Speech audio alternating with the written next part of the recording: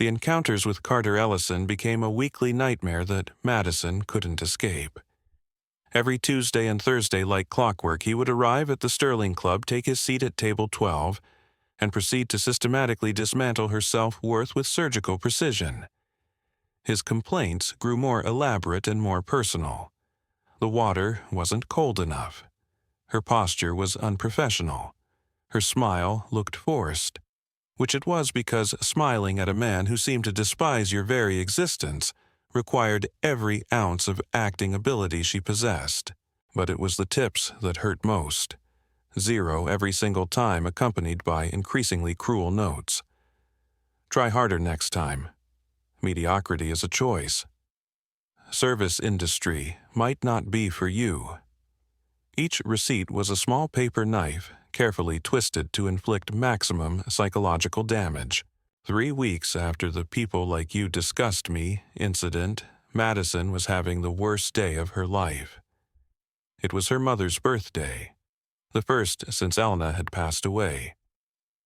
She'd spent the morning at Graceland Cemetery, sitting beside her mother's grave, talking to the headstone, as if Elna could hear her. She'd told her about the job, about the struggles, about the cruel man who seemed determined to break her spirit. She arrived at work emotionally raw, her eyes still red from crying. Jake took one look at her and immediately offered to cover Carter's table when he inevitably arrived. "I can handle it," Madison insisted, though they both knew she was lying. When Carter walked in that Thursday afternoon, Madison felt her stomach clench with familiar dread. But today was different. Today she was grieving, exhausted, and running on pure emotional fumes. She didn't have the energy for his games. "Good afternoon, Mr. Ellison," she said, her voice flat and professional. He looked up at her, and for a moment his expression seemed to soften. There were dark circles under her eyes, and her usual forced cheerfulness was nowhere to be found. "You look terrible," he said bluntly. Madison blinked, taken aback by the directness. "I'm sorry, sir. It's been a difficult day." "I didn't ask for an explanation," Carter replied coldly. "I simply observed that you look unfit for service. Perhaps you should have called in sick." The casual cruelty delivered on today of all days hit Madison like a physical blow. She felt tears threaten behind her eyes. "My mother died 7 months ago," she said quietly, her voice barely above a whisper. Today would have been her 53rd birthday. For just a moment, something flickered across Carter's face. Not sympathy exactly, but a crack in his armor of indifference. Then the mask slammed back into place. "Personal problems have no place in professional service," he said, his voice ice cold. "If you can't separate your emotions from your work, perhaps you should find a different line of employment." Madison stared at him incredulous. Even for Carter Ellison, this was exceptionally cruel. She wanted to walk away, to quit on the spot, but she needed this job. The medical bills from her mother's treatment were still suffocating her financially. "Of course, sir," she managed. "What can I get you to drink?" The rest of the service was a blur of humiliation. Carter found fault with everything. The ice cubes were too small, the bread was too warm, the wine selection was disappointingly pedestrian. When she brought his meal, he sent it back because the sauce was obviously from a bottle rather than made fresh, even though she knew the kitchen made everything from scratch. When he finally left, Madison found herself alone in the staff restroom, sobbing into her hands. She pulled out her phone and for the 100th time looked at the last text message her mother had sent her 3 days before she died. "Remember, sweetheart, you are stronger than you know. Don't let anyone dim your light." That night, Madison returned to the small apartment she'd shared with her mother on Chicago's South Side. It felt impossibly empty without Elena's presence. Her coffee cups in the sink, her books scattered on the side table, her gentle humming while she cooked dinner. Madison had kept everything exactly as it was, unable to face the finality of packing away her mother's life. But tonight, something drove her to her mother's bedroom. She opened the closet and stared at the clothes still hanging there. Elena's nurse scrubs the few nice dresses she'd worn to church, the winter coat that still smelled like her perfume. On the top shelf, pushed far back behind some old sweaters, was a large shoebox that Madison had never noticed before. She pulled it down, surprised by its weight. The box was old, the corners reinforced with tape, and across the top, in her mother's careful handwriting, Elena's Memories, Chicago, 1999-2000. Madison's hands trembled as she lifted the lid. The first thing she saw was a stack of photographs, all from the same era. Her mother looked impossibly young, maybe 25, her dark hair long and wavy, her smile radiant with hope and possibility. But what made Madison's breath catch was the man in many of the photos with her. He was young too, probably the same age as Elena, with sharp features and intense blue eyes that seemed to burn with ambition. His dark hair was longer than Madison had ever seen it, and his face was softer, more human. But there was no mistaking who it was. Carter Ellison. Madison's hands shook as she flipped through photo after photo. Carter and Elena laughing at Navy Pier. Carter and Elena ice skating at Millennium Park. Carter and Elena sharing a kiss under the Christmas lights at the Lincoln Park Zoo. They looked deeply, desperately in love. At the bottom of the box was a leather journal, worn soft with age. Madison opened it with trembling fingers and found her mother's handwriting entries dated from the fall of 1999. October 15th, 1999. Met the most incredible man today at the library. His name is Carter, and he's studying business at Northwestern. He has these plans, these big dreams about building something important. When he talks about the future, his eyes light up like stars. I think I'm falling in love. Madison flipped through page after page of entries chronicling a passionate romance. Elena writing about long walks along Lake Michigan, about Carter's dreams of starting his own construction company, about the way he made her feel like she could conquer the world. But as the months progressed, the tone of the entries began to change. March 12th, 2000. Carter's been working 18-hour days on his business plan. I barely see him anymore. When I do, he's distracted, always thinking about investors and contracts and market share. I miss the man who used to notice when I wore his favorite dress. April 8th, 2000. We fought tonight. I told him I felt like I was competing with his company for his attention. He said I didn't understand the pressure he was under, that building an empire required sacrifices. I asked him what he was willing to sacrifice. He didn't answer. May 3rd, 2000. Found out today. I'm pregnant. I don't know how to tell Carter. He's been talking about needing to focus entirely on the business, about eliminating distractions. I'm scared he'll see our baby as another distraction. Madison's blood ran cold. She flipped frantically to the next entry. May 5th, 2000. I told him. He stared at me for the longest time, and I could see him calculating, weighing his options like this was another business decision. Then he said the words that broke my heart. I can't do this right now, Elena. I'm not ready to be a father. My company is at a critical stage. I asked him what that meant for us. He said he needed time to think. May 12th, 2000. Carter called today. He's been offered a major investment opportunity, but it requires him to relocate to Denver immediately. He said he's taking it. He said he was sorry, but he couldn't let this chance pass by. He couldn't let anything hold him back from his destiny. He said he'd send money when he could, but that it would be better for everyone if he made a clean break. He said I deserved someone who could put me first, and that man wasn't him. Not now, maybe not ever. May 14th, 2000. He's gone. I know I should hate him, but I can't. I saw the conflict in his eyes, the genuine pain at leaving. But I also saw the relief.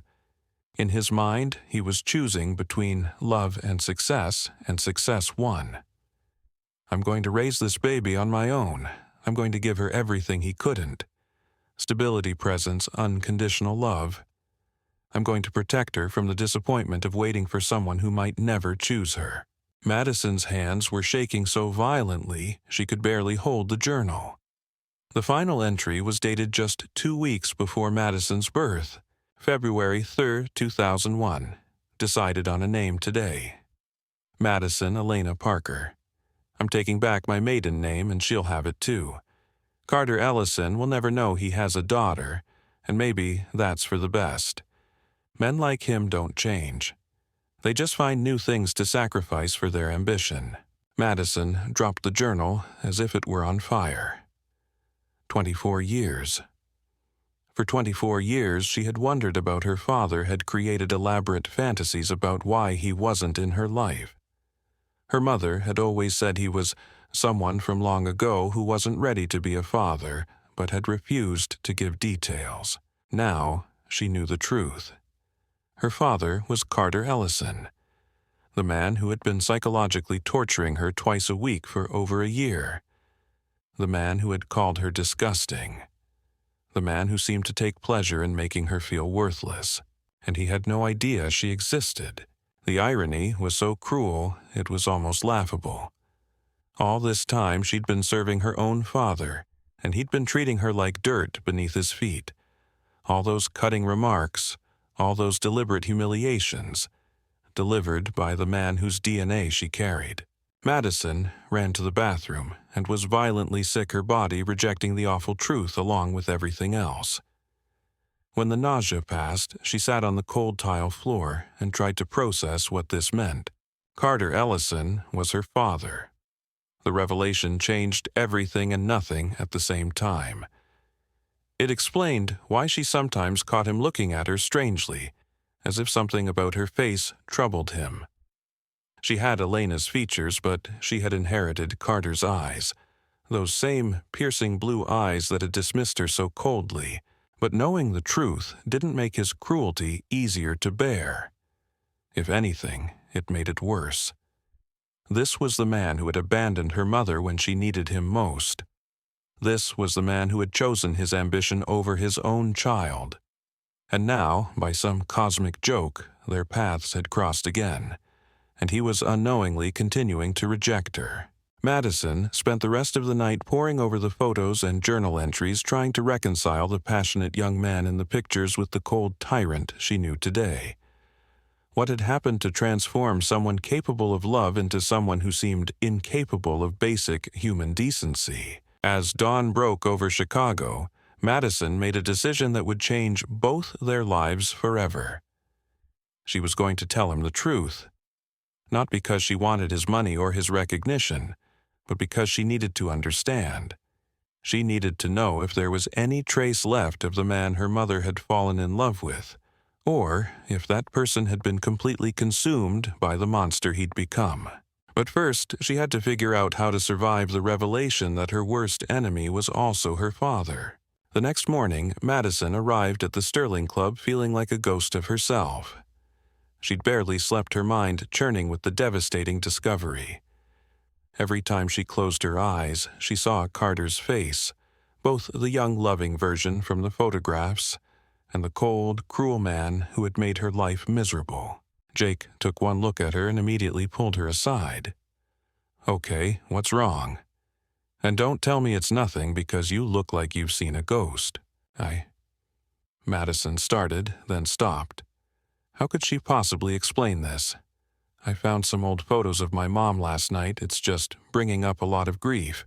It wasn't entirely a lie, but it wasn't the whole truth either." Jake squeezed her shoulder sympathetically. "Want me to take Ellison's table today? I know he's been extra horrible lately." The thought of watching Jake serve her biological father, a man who didn't even know she existed, filled Madison with a strange protective anxiety. "No," she said quickly. "I can handle it." When Carter arrived at his usual time, Madison felt her heart hammering against her ribs. She studied his face with new eyes, searching for traces of herself in his features. The shape of his mouth was similar to hers. His hands, long-fingered and elegant, were almost identical to her own. "Good afternoon, Mr. Ellison," she said, proud that her voice came out steady. He looked up at her, and for a moment their identical blue eyes met and held. Madison saw a flicker of something, confusion, perhaps even recognition, cross his face, but it was gone so quickly she might have imagined it. "You look better today," he said curtly. Yesterday's display of unprofessionalism was concerning. Madison bit back the response that rose to her lips. This man, her father, was criticizing her for grieving her mother, the woman he had abandoned. The woman who had raised his daughter alone, worked multiple jobs to provide for her, and died never having spoken a word against him. "Thank you, sir," she managed. "What can I get you to drink?" The service proceeded normally, if normal included Carter's usual litany of impossible demands and cutting criticisms. But Madison found herself studying him with new intensity. She noticed things she'd never seen before, the way he unconsciously drummed his fingers on the table when thinking exactly the way she did. The way he tilted his head slightly when concentrating a gesture she'd been told was distinctly her own. When she brought his meal, their hands brushed as she set down the plate. Carter pulled back sharply, as if her touch had burned him. But Madison felt it too, an electric jolt of recognition that seemed to bypass her conscious mind and go straight to something deeper, something genetic. "Careful," Carter said coldly, but there was something else in his voice now, an uncertainty that hadn't been there before. As Madison walked away, she felt his eyes following her. When she glanced back, he was staring at her with an expression she'd never seen before. Not his usual dismissive contempt, but something more complex. Troubled, almost fearful. The revelation was building to a crescendo, and both of them could feel it, even if only one of them understood why. But what happened next would shatter the careful walls they'd both built around their hearts and force them to confront a truth that neither was prepared to face. Carter Ellison left the Sterling Club that Thursday afternoon feeling unsettled in a way he couldn't quite explain. There was something about the waitress, Madison Parker, that had been bothering him for weeks. Not her service, which remained adequately professional, despite his deliberate attempts to rattle her. It was something else, something that nagged at the edges of his consciousness like a half-remembered dream. He returned to his penthouse office on the 45th floor of the Ellison Tower, but found himself unable to concentrate on the quarterly reports spread across his mahogany desk. Instead, he stood at the floor-to-ceiling windows, staring out at the Chicago skyline as shadows lengthened across Lake Michigan. Madison Parker. The name felt familiar, though he was certain he'd never heard it before meeting her at the restaurant. But those eyes, those startling blue eyes that seemed to look right through him.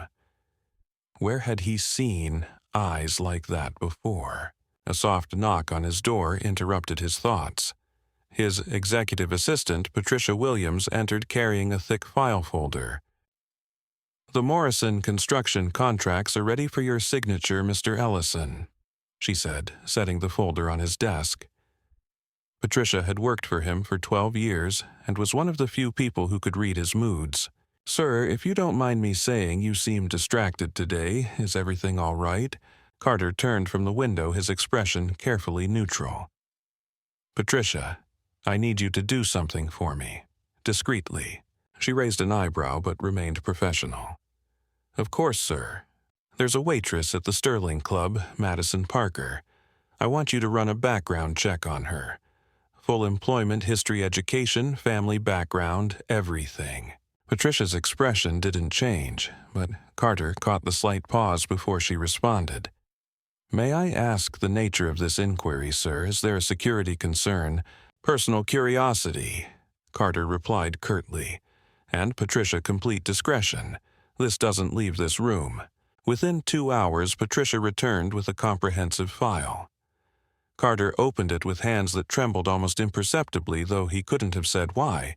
Madison Elena Parker, born February 18, 2001 at Northwestern Memorial Hospital. Mother Elena Sophia Parker, formerly Elena Sophia Rossini, father unknown. Carter's breath caught in his throat. Elena Sophia Rossini. He hadn't heard that name in 24 years, but it hit him like a physical blow. Elena. His Elena, with her dark hair and warm laugh and dreams of becoming an artist. The woman he'd loved with every fiber of his being before ambition had poisoned his heart. His hands shaking now, he flipped through the rest of the file. Elena had worked as a nurse at several Chicago hospitals. She'd raised Madison alone, never married. She'd died 7 months ago from lung cancer, leaving Madison with substantial medical debt. The timeline was devastating in its clarity. Madison had been born 9 months after he'd left Chicago for Denver, abandoning Elena to pursue a business opportunity that had launched his empire. 9 months. The math was simple and brutal. Carter sank into his leather chair, the files scattered across his desk. Madison Parker wasn't just any waitress. She was his daughter. His daughter, whom he'd been systematically humiliating for over a year. His daughter, who'd been struggling to pay for her mother's medical bills, while he'd been leaving her 0 tips and cruel notes about her inadequacy. The irony was so savage it took his breath away. He'd spent his entire adult life building walls around his heart, convincing himself that emotional attachments were weaknesses that successful men couldn't afford. And now he discovered that the universe had been testing him all along, putting his own child in his path and watching him fail the most basic test of humanity. Elena had never told him about the pregnancy. She'd protected their daughter from him, knowing instinctively that the man he'd become wasn't fit to be anyone's father. She'd been right. Carter spent the rest of the evening in his empty penthouse, staring at the city lights and confronting the magnitude of his failures. He'd gained an empire, but lost the only things that had ever truly mattered: Elena's love and the chance to know his daughter. Meanwhile, across the city, Madison was having her own crisis of conscience. She'd made it through another shift serving her unknowing father, but the emotional toll was becoming unbearable. Every interaction felt like a betrayal. Of her mother's memory, of her own dignity, of the truth that burned inside her like acid. She'd been carrying the secret for 3 days now, and it was eating her alive. Part of her wanted to walk up to Carter's table and announce the truth, to watch his cold composure crumble when he realized who she was. But another part of her was terrified of his reaction. What if he didn't believe her? What if he did believe her but simply didn't care? The decision was made for her the following Tuesday. Madison arrived at work to find the restaurant buzzing with unusual energy. Jake grabbed her as soon as she walked in. "Ah, major drama today," he said, his eyes bright with gossip. "Apparently, there's some kind of corporate buyout happening. Ellison Dynamics is acquiring the company that owns the Sterling Club. Your favorite customer might end up being our new boss." Madison felt the blood drain from her face. The thought of Carter Ellison having even more power over her life was terrifying. When the meeting's happening upstairs in the private dining room right now. Henderson's been running around like a chicken with his head cut off, trying to make sure everything's perfect. As if summoned by their conversation, Mr. Henderson, the restaurant manager, appeared beside them. "Madison, I need you to take over service for the executive meeting upstairs. Carolyn called in sick and you're our most experienced server." Madison's heart pounded. "What kind of meeting, sir?" "Merger discussions. Very high stakes. The client specifically requested our most professional service." Henderson's expression was stern. "No mistakes, no delays. These people could determine the future of this restaurant." Madison had no choice but to agree.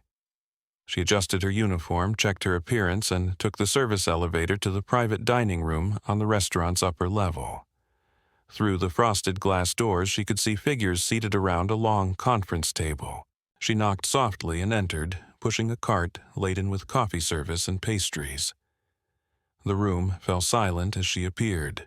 At the head of the table sat Carter Ellison, impeccably dressed in a navy suit, his silver hair gleaming under the chandelier. Around the table were various executives and lawyers, all turning to look at her with the mild curiosity of powerful people briefly interrupted. But Carter's reaction was different. The moment he saw her, his face went completely white. The coffee cup in his hand trembled, and he set it down carefully as if afraid he might drop it. "Good morning, gentlemen." Madison set her voice steady despite the chaos in her chest. "I'll be providing refreshment service during your meeting today." She began moving around the table, refilling coffee cups and offering pastries. When she reached Carter's seat, she could feel the tension radiating from him like heat.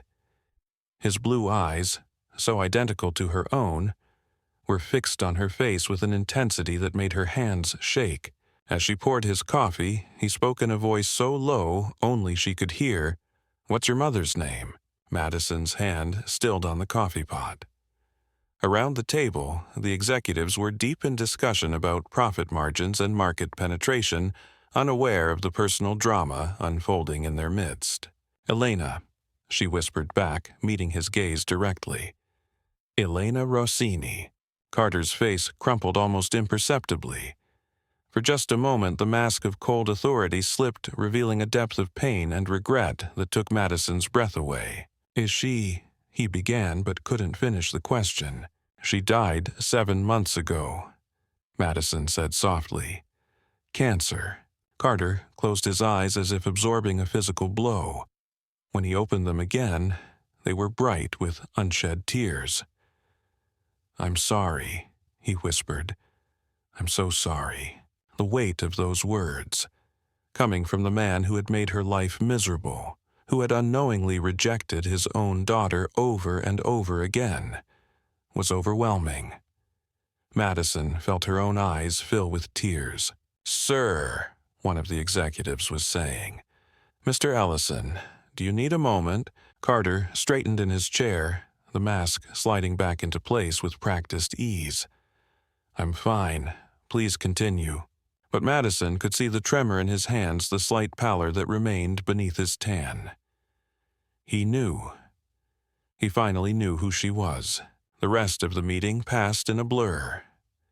Madison continued her service mechanically, but her mind was reeling. The moment of recognition had been everything and nothing like she'd imagined. There had been no anger, no denial, just a devastating acknowledgement of loss and regret. When the meeting finally ended and the executives filed out, Carter remained seated staring at his hands.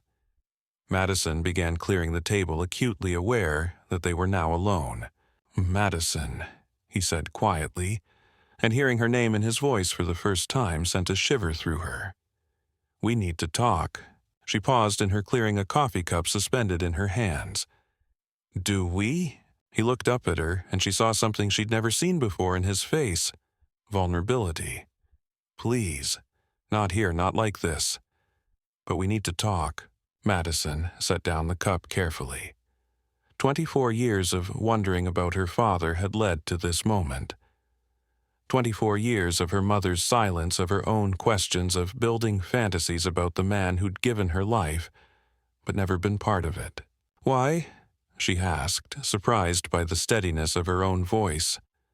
"So you can tell me how much I disgust you, so you can leave me another 0 tip with a note about trying harder." Carter flinched as if she'd slapped him.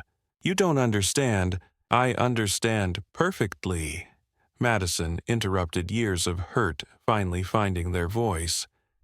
"I understand that you left my mother when she needed you most. I understand that you chose your company over your family. I understand that you've been treating your own daughter like garbage for over a year without even knowing it." "Madison, please." "No." She was crying now, but her voice was strong. "You had your chance 24 years ago. You had your chance every Tuesday and Thursday when you made me feel worthless. You don't get another chance just because you finally figured out who I am." She turned and walked toward the door, her heart breaking and mending at the same time. Behind her, she heard Carter's voice, broken and desperate. She never told me. I swear to you, Elena never told me about you." Madison paused at the doorway but didn't turn around. "She protected me from you," she said quietly. "And now I know why." She walked out, leaving Carter alone in the empty conference room with the wreckage of his carefully constructed world scattered around him like broken glass. But this confrontation, devastating as it was, would prove to be only the beginning. Because secrets, once revealed, have a way of multiplying. And both Madison and Carter were about to discover that the truth they thought they knew was only a fraction of a much larger, more complex story. Carter Ellison sat alone in the empty conference room for what felt like hours, though the digital clock on the wall showed only 20 minutes had passed since Madison walked out. 20 minutes since his world had fundamentally shifted on its axis. 20 minutes since he'd discovered that the young woman he'd been unconsciously tormenting was his own daughter. The weight of Elena's death hit him with fresh force. She was gone. The woman he'd loved more than his own ambition, though he'd been too young and foolish to realize it at the time, had lived an entire life and died without him ever knowing. She'd raised their daughter alone, protected Madison from his failures as a man, and taken their secret to her grave. He pulled out his phone with trembling fingers and called Patricia. "Cancel everything for the rest of the week," he said, his voice hoarse. "I need some time." "Sir, you have the Peterson presentation tomorrow and the board meeting." "Cancel it all, Patricia, please." For the first time in 12 years, Patricia heard something in her boss's voice that made her stomach clench with worry. "Mr. Ellison, are you all right? Should I call someone?" "No, just please handle things. I'll be unreachable for a few days." Carter left the restaurant and drove aimlessly through Chicago's streets, memories flooding back with painful clarity. He found himself parked outside Northwestern University, where he and Elena had met in the library 25 years ago. She'd been shelving books, humming softly to herself, and when she looked up and smiled at him, his whole world had changed. He remembered the night he'd told her about his dreams of building a construction empire. She'd listened with such rapt attention, such genuine belief in his potential. "You're going to change the world, Carter," she'd said, her dark eyes shining. "I can see it in you." But somewhere along the way, his dreams had become more important than the woman who'd believed in them. Success had become an addiction, and Elena had become, what had he called her in his mind back then? A distraction, a complication, something to be managed rather than cherished. The memory of their last fight came back with brutal clarity. Elena, 7 months pregnant, though he hadn't known it, standing in their tiny apartment with tears streaming down her face. "You're becoming someone I don't recognize," she'd said. "Someone cold, someone who calculates the value of everything, including love." He'd been so angry. How dare she question his ambition when everything he was doing was for their future? How dare she ask him to choose between her and his destiny? So, he'd chosen. He'd taken the Denver opportunity and left Chicago left. Elena left what could have been a life of meaning for what had become a hollow existence of accumulating wealth and power. Meanwhile, Madison had returned to her apartment emotionally drained, but strangely relieved. The secret was out. After days of carrying the impossible knowledge alone, Carter finally knew who she was. The confrontation hadn't gone the way she'd imagined. There had been no dramatic reconciliation, no sudden transformation of their relationship, but there had been something in his eyes, a genuine shock and regret that suggested the man her mother had once loved might still exist somewhere beneath the layers of cruelty and ambition. She called in sick to work the next day, unable to face the thought of returning to the Sterling Club. Jake came by her apartment with Chinese takeout and spent the evening listening to the whole incredible story. "So let me get this straight," Jake said, setting down his chopsticks. The man who's been making your life hell for over a year is actually your biological father, and he had no idea you existed until yesterday. That's the situation, yes. And your mom never told him she was pregnant because he'd already chosen his business over their relationship. Madison nodded, picking at her low mane. She was protecting me, and probably protecting him too in a way. Can you imagine how it would have destroyed him to know he'd abandoned his own child? Jake was quiet for a moment. Madison, I have to ask, what do you want to happen now? Do you want a relationship with him? It was the question Madison had been avoiding all day. What did she want? 24 years of wondering about her father had built up a complex mix of longing, resentment, and curiosity. The man in her mother's photographs had seemed capable of love. The man who'd been terrorizing her at the restaurant seemed incapable of basic human kindness. I don't know, she admitted. Part of me wants to understand how he became so cold. Part of me wants to punish him for what he did to Mom. And part of me just wants to know if there's any chance he could ever be a father. That night, Carter stood on the balcony of his penthouse, looking out at the glittering expanse of the city he'd helped build. Ellison Dynamics had constructed half the skyscrapers and view monuments to his success that felt empty and meaningless now. What good was an empire if you had no one to share it with? What was the point of accumulating wealth if it came at the cost of everything that actually mattered? He went to his study and pulled out a locked drawer from his desk. Inside, wrapped in black velvet, was a simple silver locket he'd bought for Elena a week before everything fell apart. He'd never given it to her. The fight had happened first, and then the Denver opportunity, and then he was gone. He'd carried it with him for 24 years, a talisman of the life he'd chosen not to live. He opened the locket. On one side was a tiny photo of Elena laughing at something he'd said during a picnic in Lincoln Park. On the other side was an empty space where a photo of their child should have been.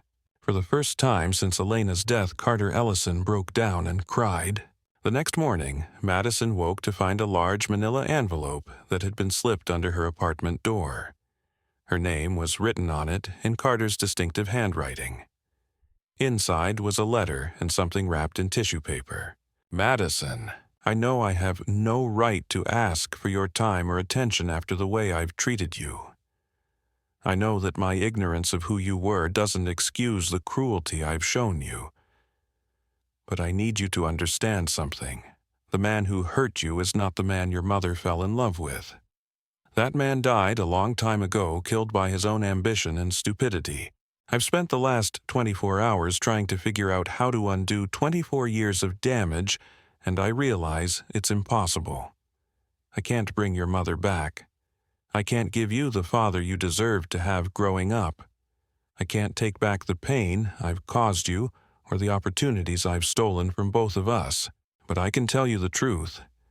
Helena never told me about you, but that's not her failure. It's mine. I had already shown her what kind of man I was, someone who would choose success over love, ambition, over family. She knew I wasn't ready to be a father, and she was right. I'm probably not ready now either. I've spent so long being the kind of person who sees other people as assets or obstacles that I've forgotten how to simply see them as human beings. But I want to try to remember. I want to try to become someone worthy of being Elena's daughter's father. The item wrapped in tissue is something I bought for your mother 24 years ago but never gave her.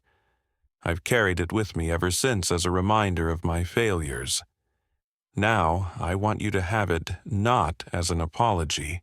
Nothing could be sufficient for that, but as a promise. A promise that I will spend whatever time I have left trying to become the man she believed I could be. If you never want to see me again, I'll understand. If you need anything, money for your mother's medical bills, help with your career, anything at all, please don't hesitate to ask. You owe me nothing, but I owe you everything. Your father, Carter. Madison unwrapped the tissue paper with shaking hands. Inside was a silver locket, tarnished with age, but still beautiful. She opened it and gasped. On one side was a tiny photo of her mother so young and radiant it made Madison's heart ache. On the other side was an empty space waiting. She sat on her kitchen floor holding the locket and crying for everything that had been lost. The father, she'd never known the mother who'd shouldered the burden alone, the family that might have been if things had gone differently. But there was something else in her tears, something that surprised her. Hope. For the first time since discovering the truth, Madison felt a flicker of possibility. The letter wasn't the polished, manipulative document she might have expected from a CEO. It was raw, honest, vulnerable. It was the kind of letter a man might write when he'd finally stopped calculating the angles and started feeling the weight of his choices. Madison spent the rest of the day walking through Chicago, visiting places she'd never seen, but that had been important to her parents' love story. She went to Northwestern University and sat in the library where they'd met. She walked through Lincoln Park where they'd had picnics and shared dreams. She stood on Navy Pier where they'd watched fireworks and planned a future that never happened. At each location, she tried to imagine them young and in love, tried to see past the tragedy of how it ended to the beauty of how it began. By the time she returned home, she'd made a decision. She picked up her phone and called the number on Carter's business card. Ellison Dynamics. "Mr. Ellison's office," Patricia answered. "This is Madison Parker." Madison said, her voice steady despite her racing heart. "I'd like to schedule a meeting with Mr. Ellison. Personal matter." There was a brief pause. "Of course, Miss Parker. Would tomorrow at 2:00 work for you?" He's cleared his entire schedule. Madison smiled despite herself. Of course he had. That would be perfect. "Excellent. I'll send a car for you." "No, thank you. I'll find my own way there." 24 years after Carter Ellison had walked out of Elena's life, he was about to meet his daughter, not as a customer and server, not as a powerful man and a struggling woman, but as two people trying to figure out if it was possible to build something meaningful from the wreckage of the past. The meeting would change both their lives in ways neither could imagine, because sometimes the most profound transformations begin with the simplest words, "Hello, Dad." Madison stood outside the Ellison Tower at exactly 1:55 p.m., looking up at the gleaming 47 floors of glass and steel that represented her father's empire. She'd chosen her outfit carefully. A simple black dress that was professional but not intimidating, the silver locket visible at her throat. She wanted Carter to see not just his daughter but Elena's daughter as well. The lobby was a study in understated luxury, all marble floors and contemporary art. Madison gave her name to the receptionist, who immediately picked up a phone. "Miss Parker is here," the woman said, then listened briefly. "Mr. Ellison will see you immediately. Patricia Williams will escort you up." A woman in her 50s appeared within moments, her expression kind but professional. "Miss Parker, I'm Patricia Williams, Mr. Ellison's executive assistant. He's waiting for you." During the elevator ride to the 45th floor, Patricia spoke quietly. "I've worked for Mr. Ellison for 12 years, Miss Parker. I've never seen him as affected by anything as he has been since yesterday. Whatever happened between you two, it changed him." Madison studied the woman's face. "Changed him? How?" "He's been sitting in his office for 2 days, not taking calls, not reviewing contracts. He spent 3 hours yesterday just staring at a photograph. I've never seen him so human." The elevator opened onto a reception area that could have been featured in Architectural Digest. Floor-to-ceiling windows offered a spectacular view of Lake Michigan, and original artwork lined the walls. But Madison barely noticed the opulence. Her attention was focused on the man who rose from behind an enormous desk as she entered his office.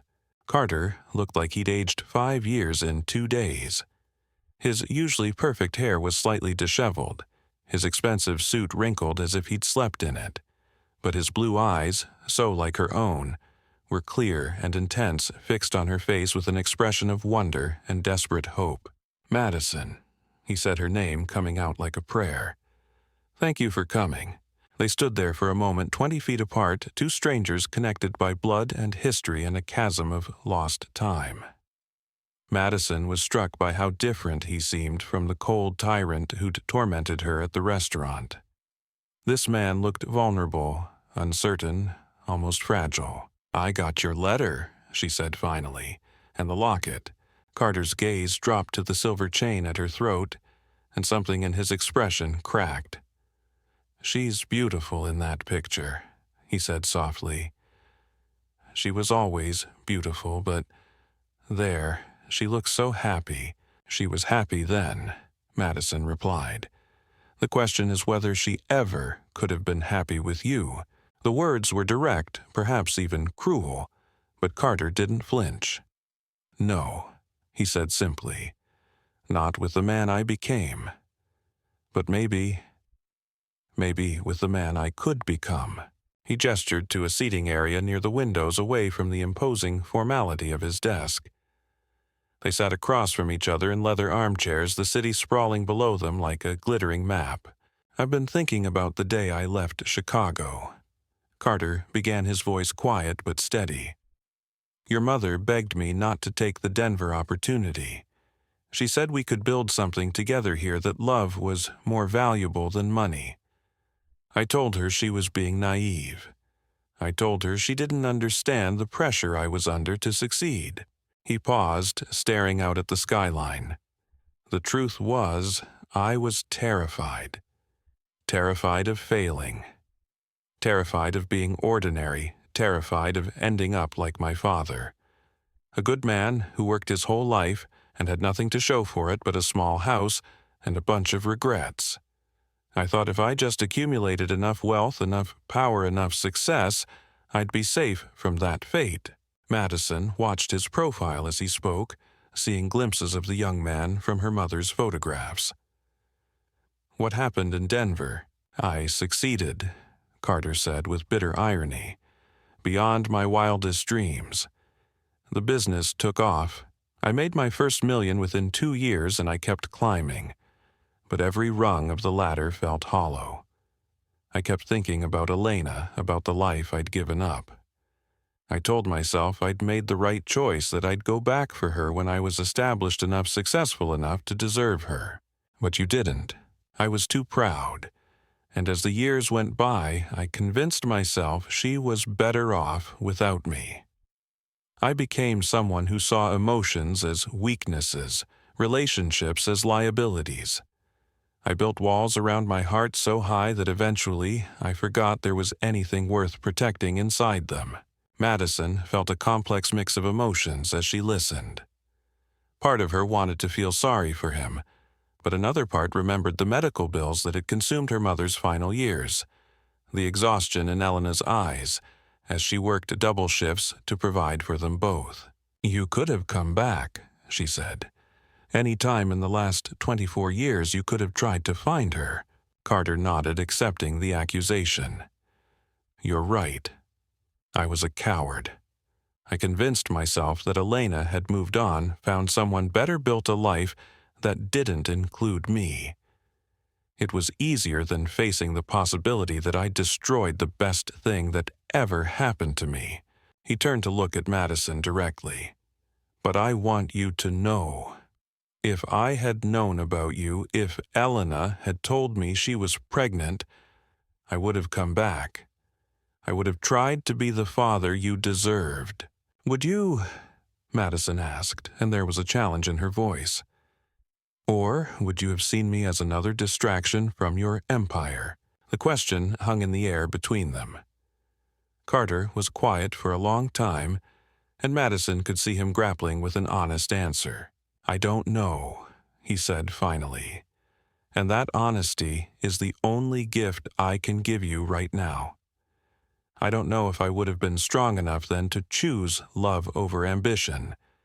But I know that sitting here now, looking at you, seeing Elena in your eyes and your smile, I understand what I really lost." Madison felt tears building behind her eyes.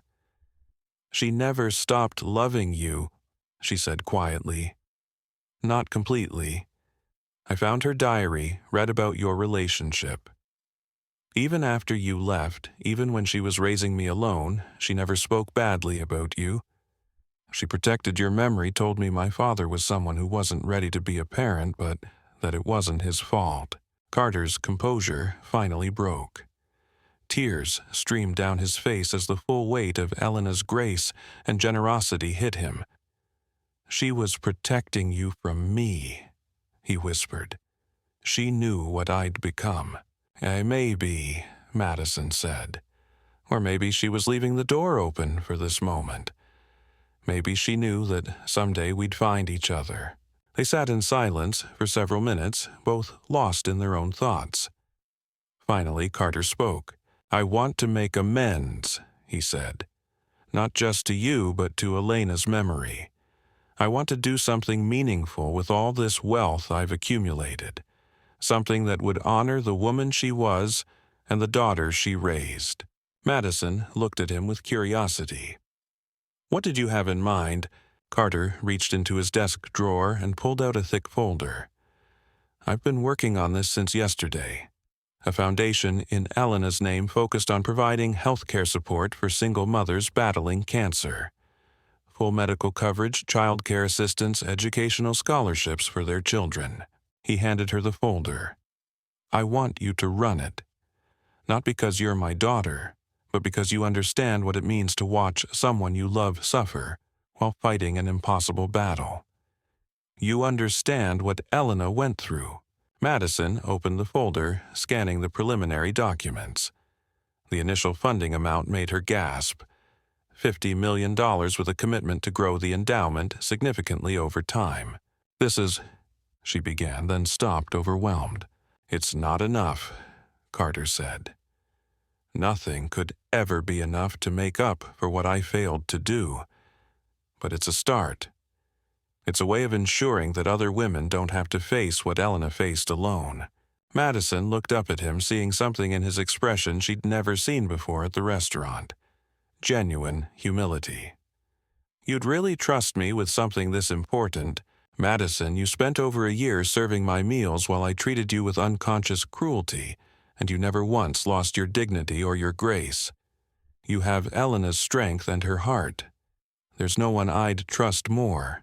They spent the next 2 hours going through the foundation plans, and Madison found herself seeing yet another side of her father. Not the cold CEO or the broken man consumed by regret, but someone capable of vision and generosity. Someone who might with effort and time become worthy of Elena's memory.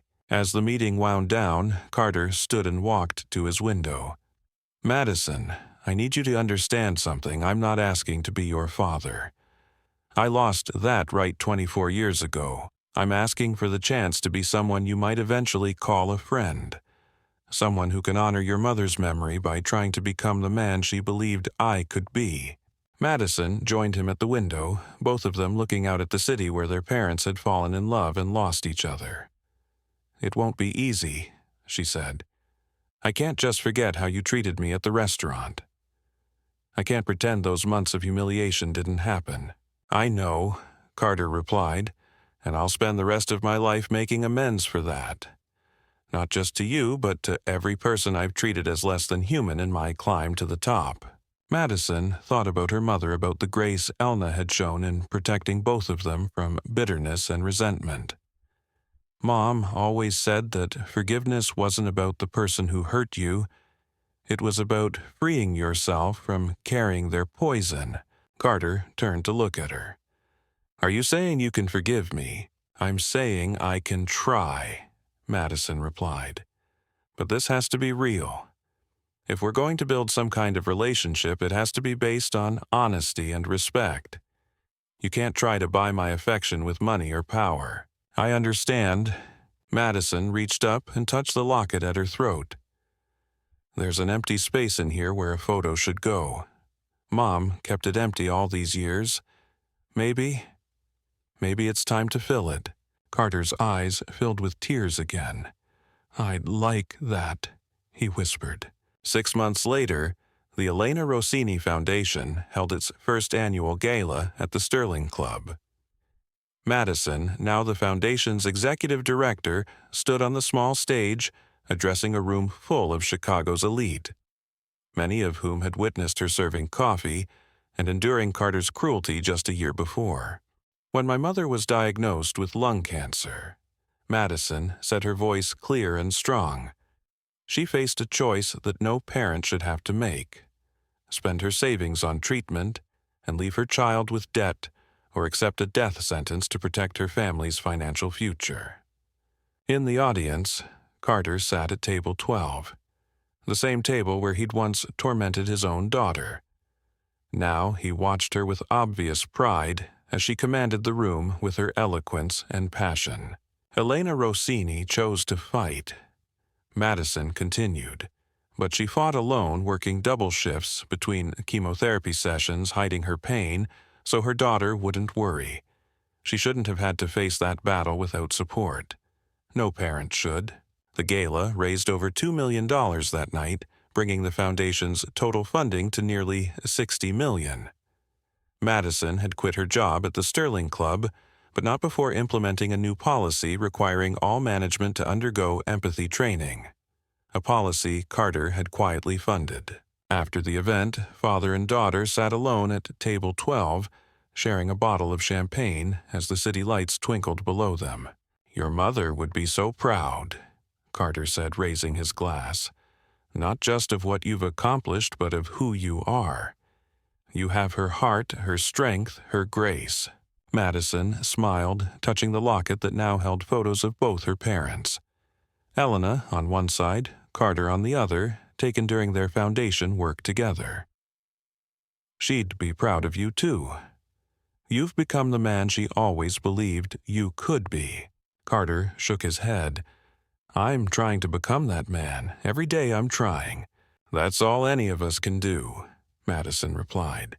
They sat in comfortable silence, two people who had found each other across a chasm of pain and regret, who had chosen to build something beautiful from the broken pieces of the past. Outside, the windows of the Sterling Club Chicago sparkled in the darkness, full of possibility and second chances.